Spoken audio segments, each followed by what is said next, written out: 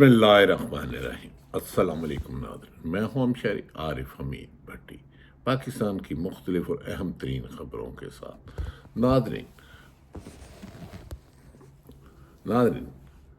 سابق وزیر اعظم اور بانی P T I Tehreek Insaf کے چیئرمین عمران خان کی عدالت کے حکم کے باوجود جیل کے میں ملاقاتوں پر پابندی کے بعد تحریک انصاف میں اپنے خدشات کا اظہار کر دیا ہے اور اس پہ تشویش کا اظہار کیا ہے۔ ان کا کہنا ہے کہ عمران خان کی زندگی کو خطرہ ہے، اس لیے عمران خان کے وکلا اور ان کی ایک بہن اسے ملاقات نہیں کرائی جا رہی۔ انہیں خدشہ ہے کہ انہیں قید تنہائی میں رکھا گیا ہے۔ انہوں نے کہا کہ عمران خان ہماری ریڈ لائن ہے، اگر ان کی زندگی کو خطرہ ہوا، اور ان کی طبیعت کی ناسازی کی مختلف خبریں بھی آ رہی ہیں، جس پر پاکستان تحریک انصاف نے 15 اکتوبر کو اسلام آباد میں دوبارہ پرامن مارچ کی کال دے دی ہے۔ اس سلسلے میں عمران خان کے درینہ ساتھی اور قابل اعتماد ساتھی اور تمام قیادت، بیرسٹر گوہر علی، عمر ایوب، سلمان اکرم راجہ، اعظم سواتی جو جیل میں ہیں، اور دیگر لوگوں نے کہا ہے کہ اچانک ایک طرف شنگھائی کانفرنس ہو رہی ہے اور حکومت کو چاہیے کہ امن کا راستہ اپنائے۔ ایسے میں عمران خان کی بیوی بھی گرفتار ہے، ان کی اہلیہ بھی جیل میں ان کے ساتھ بند ہے ناجائز، اور عمران خان پر بھی تمام مقدمات میں بے گناہی ثابت ہو چکی ہے، لیکن اس کے باوجود ان کی علیمہ خان بہن اور دوسری بہن کو گرفتار کرنے کے بعد عمران خان کی ملاقات پر پابندی لگانے کے پر حکومت کی سازش ہے کہ ان کی زندگی کو خطرہ ہو سکتا ہے اور انہیں ان کی زندگی کو نقصان پہنچایا جا سکتا ہے، جس پر تحریک انصاف کسی بھی حد تک پرامن احتجاج جاری رکھے گی۔ اس سلسلے میں تحریک انصاف کی کور کمیٹی کی میٹنگ میں ایک فیصلہ کیا گیا ہے کہ عمران خان کے بارے میں خبریں آ رہی ہیں کہ ان کی صحت ناساز ہے، ان کے ساتھ جیل میں ناروا سلوک کیا جا رہا ہے، جبکہ جیل ایک سب سے محفوظ ترین جگہ ہے۔ عمران خان کی ایک اکلوتی بہن جو باہر ہے، باقی 2 بہنیں گرفتار کر لی، انہوں نے کہا وہ ہمیں ملاقات کروائی جائے، لیکن حکومت ایک طرف عمران خان کو جیل میں رکھا ہے ناجائز، دوسرا ملاقات اسلام آباد ہائی کورٹ کے حکم کے باوجود پابندی لگانے کے بعد اب عمران خان کے لیے خطرات کی گھنٹی بولنے لگ پڑی ہے۔ اس پر ناظرین، تحریک انصاف نے واضح موقف اپنایا ہے کہ عمران خان کی زندگی کو اگر کوئی نقصان پہنچا تو اس کا موجودہ وزیر اعظم اور دیگر شخصیات اس کے ذمہ دار ہوں گے، اور آنے والے دنوں میں حکومت اور پی ٹی آئی میں جو سرد جنگ ہے اس میں بہت زیادہ تیزی ہوتی ہوئی نظر آ رہی ہے، اور یہ تیزی ایک بہت بڑے خطرے اور طوفان کا پیش خیمہ ہے۔ یہ غیر جانبدار حلقے کہہ رہے ہیں کہ حکومت ایک طرف شنگھائی کانفرنس پر تحریک انصاف سے تعاون مانگ رہی ہے، علی امین گنڈا پور کے پاس جا کر تعاون مانگتے ہیں کہ بھائی خدا کے لیے کے پی کے امن میں اپنا کردار ادا کرے۔ دوسری طرف نہ صرف عمران خان کی ضمانت نہیں ہونے دی جا رہی، ان کی دونوں بہنیں جو کبھی بھی سیاست میں حصہ نہیں لیا جب وہ اقتدار میں تھی، اپنے بھائی اور علیمہ خان نے پاکستان میں حقیقی آزادی کے لیے جہد کی، انہیں بھی ناجائز گرفتار کر لیے گئے، اور اندازہ کرے علیمہ خان جن کے ہاتھ میں پانی کا گلاس نہیں تھا، ان پر پولیس نے کہا بارودی مواد تھا، بارودی مواد تھا۔ بارودی مواد شاید وہ جو علیمہ خان کے سر پر دوپٹہ تھا اور جذبہ تھا اپنے بھائی اور ملک کو غلامی سے نکالنے کا، اس کو انہوں نے بارودی مواد کا نام دے دیا۔ کتنے بد نصیب لوگ ہیں کہ ایک آدمی حقیقی جمہوریت مانگتا ہے، اپنے بھائی اور اپنے پارٹی لیڈر کی زندگی کا تحفظ مانگتا ہے، اپنے ہزاروں کارکن رہنماؤں کی گرفتاری پر احتجاج کرتا ہے اور جھوٹے مقدمات اور پولیس گردی کے خلاف علم بلند کرتا ہے۔ نہ صرف پاکستان پی ٹی آئی کے ملک بھر میں کریک ڈاؤن کیا جاتا ہے، بلکہ تحریک انصاف کے چیئرمین، اس کی اہلیہ اور بہنوں کو بھی گرفتار کر لیا گیا ہے۔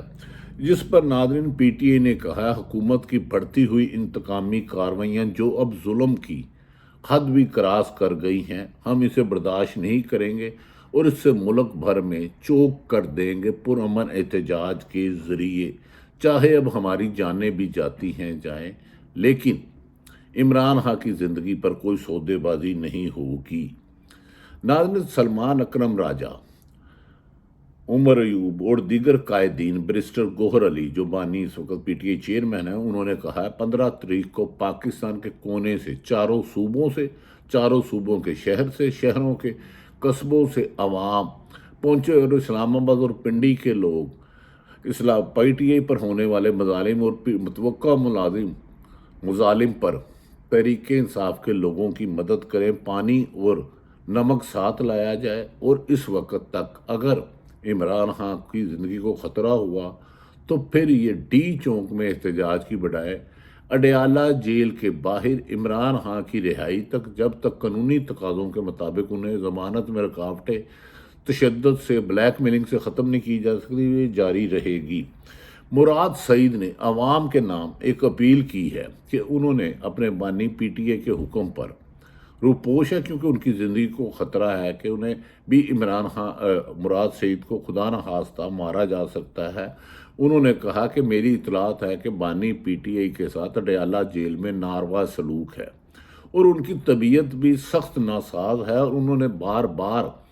جیل حکام کو کہا کہ ہمارے عمران خان نے ہمارے کو کہا کہ میرے ڈاکٹر کو دکھایا جائے، مجھے ایسا لگ رہا ہے کہ میرے کھانے میں کچھ نامناسب چیزیں ہیں اور ان کی طبیعت ماضی کی نسبت سست ہے اور ان کو ایکسرسائز بھی نہیں کرنے دی جا رہی، جس پر مراد سعید نے اس خطرے کو بھانپتے ہوئے پاکستان تحریک انصاف میں پورے پاکستان کی قوم کو مطالبہ کیا ہے کہ وہ اسلام آباد ڈی چوک پہنچے۔ اگر پھر بھی حکومت آئینی تقاضے کے مطابق، جو ایک قیدی اور ایک حوالاتی کا جیل مینول کے مطابق حق ہے کہ ہفتے میں ان کی فیملی کو ملاقات کرایا جائے تاکہ انہیں پتہ چلے کہ ان کا قریبی عزیز جیل میں محفوظ ہے یا انہیں کوئی مارنے کی کوشش نہیں کر رہا، تو اس پر اب پورے ملک میں احتجاجی تحریک شروع کر دی گئی ہے، اور 15 اکتوبر کو حکومت کے لیے یہ حالات کنٹرول کرنا ممکن نہیں ہوں گے۔ ایک طرف تو پشتون خان نے کے پی کے میں ڈالا، جہاں علی امین گنڈا پور نے اپنے امن کا ایک وزیر اعلیٰ ہونے کے ناطے ملک میں امن قائم کرنے کے لیے، ملک میں انتشار کو روکنے کے لیے، خانہ جنگی کو روکنے کے لیے کردار ادا کیا، لیکن دوسری طرف حکومت بجائے پی ٹی آئی کے پر مظالم کم کرنے کی بجائے مظالم کی آخری حدیں بھی کراس کر رہی ہیں، اور یہاں تک کہ تحریک انصاف کے لیڈروں کو بھیڑ بکریوں کی طرح خریدنے کی کوشش کی جا رہی ہے۔ بعض صحافیوں کے مطابق کہ تحریک انصاف کے لیڈروں کو ایم این ایز جو ہیں، جو بکنے کے لیے تیار نہیں، جو جھکنے کے لیے تیار نہیں، جن کے کاروبار تباہ کر دیے گئے، جن کی فیملیوں کے لوگوں کو اغوا کر لیا گیا، جنہیں دھمکایا جا رہا ہے، 70 کروڑ تک 50 کروڑ کی آفر ہو رہی ہے، لیکن ان تمام ایم این اے نے ابھی تک ایک ایم این اے بھی آج اس وقت تک نہیں ٹوٹا۔ انہوں نے کہا اگر ہم نے عمران خان سے غداری کی تو ہمارے علاقے کے تو لوگ دور کی بات، ہمارے گھر والے بھی ہمارے ساتھ نہیں ہوں گے۔ لہذا حکومت نے جب خرید و فروخت میں مکمل ناکامی اور مولانا فضل الرحمان کی آئینی ترمیم میں ساتھ نہ دینے پر اب بکھلاہٹ کا شکار ہو گئی ہے، اور اب وہ آئین شکنی اور قانون شکنی کی طرف تیزی سے آ رہی ہے۔ ناظرین، یہ بھی کہا جا رہا ہے کہ جسٹس فائز عیسیٰ اگر 25 تاریخ کو ریٹائرڈ ہو جاتے ہیں اور حکومت آئینی ترمیم نہیں کر پاتی تو فائز عیسیٰ اسی مہینے کے اختتام پر ملک سے باہر جا سکتے ہیں۔ بعض صحافیوں کا یقین ہے جو کورٹ رپورٹر ہیں، جو عدالتوں کو سمجھتے ہیں، جو محترم فائز عیسیٰ صاحب یا منصور علی شاہ، اطہر منیلا، منیب اختر اور دیگر جج صاحبان کو جانتے ہیں، وہ کہتے ہیں اگر چیف جسٹس منصور علی شاہ 26 اکتوبر کو بنتے ہیں تو پی ٹی اے کی مخصوص نشستوں پر فوری طور پر توہین عدالت کی کارروائی بھی ہو سکتی ہے۔ اور دوسری طرف اگر الیکشن ٹریبونل میں، جہاں پی ٹی آئی نے حکومت پر الزام لگایا ہے، جو ثابت بھی ہو چکا ہے کہ فارم 45 میں رد و بدل کر کے آر او کو اغوا کر کے انہیں گن پوائنٹ پر لے کر فارم 47 میں نتائج دیں گے، تو پی ٹی آئی اس سے مسلم لیگ نون کی سیٹیں میکسیمم 15 سے 20 تک رہ جائیں گی۔ کراچی میں ایم کیو ایم کا صفایا ہو جائے گا اور پی ٹی آئی 2/3 میجورٹی کے ساتھ دوبارہ آ جائے گی، کیونکہ منصور علی شاہ صاحب جو چیف جسٹس بننے والے ہیں ان کے بارے میں کہا جا رہا ہے کہ وہ کسی بھی دباؤ کو خاطر خواہ میں نہیں لاتے، آئین اور قانون کے مطابق چلتے ہیں، کیونکہ سپریم کورٹ کے فل بینچ پہلے ہی حکم دے چکا ہے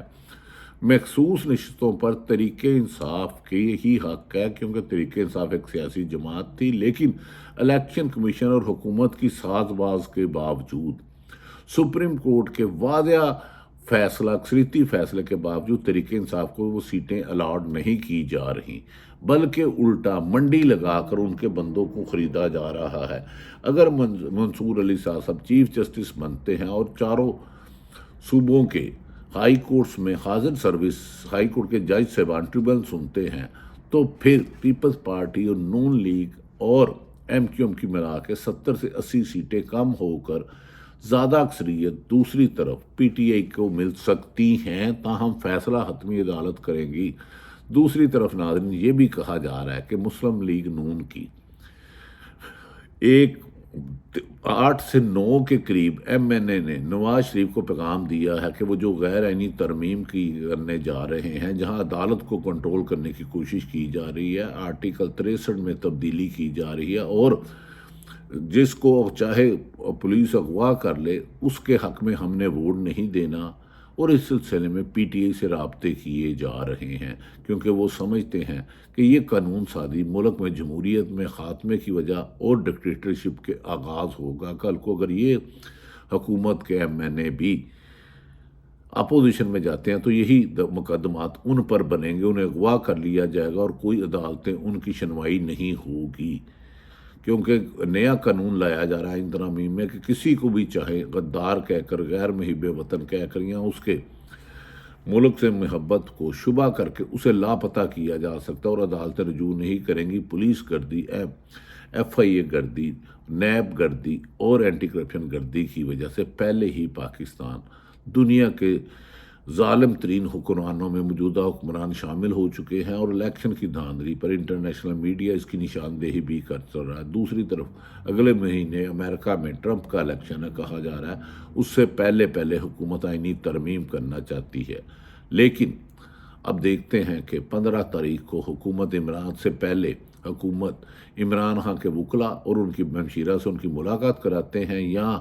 پھر ایک نئی جنگ کا آغاز ہوگا، اور اس جنگ میں علی امین گنڈا پور بھی اب کہا جا رہا ہے کہ واپس نہیں جائیں گے، کیونکہ ان کے کہنے پر پاکستان خیبر پختونخوا کے ایم پی اور ایم این اے نے کہہ دیا ہے کہ ہم اگر اب اسلام آباد گئے تو عمران خان کی رہائی تک آئینی اور قانونی اور سیاسی جدوجہد جاری رہے گی۔ دیکھتے ہیں کہ حکومت انتقام کی روش میں اندھی ہو کر مزید لاقانونیت کرتی ہے کہ آئین کے مطابق حکومت کو چلایا جاتا ہے اور الیکشن کمیشن اور عدالتوں کو انڈیپینڈنٹ فیصلہ کرنے دیا جاتا ہے۔ اس کا انحصار بہت زیادہ ہوگا کہ فائز عیسیٰ فوری طور پر ریٹائرمنٹ کے بعد اپنی مدت پوری کر کے اپنی ریٹائرڈ زندگی گزارے۔ یہ وہ صورتحال ہے جو حکومت کے لیے درد سر بن چکی ہے۔ اللہ تعالیٰ پاکستان کا حامی و ناصر ہو۔ پاکستان زندہ باد۔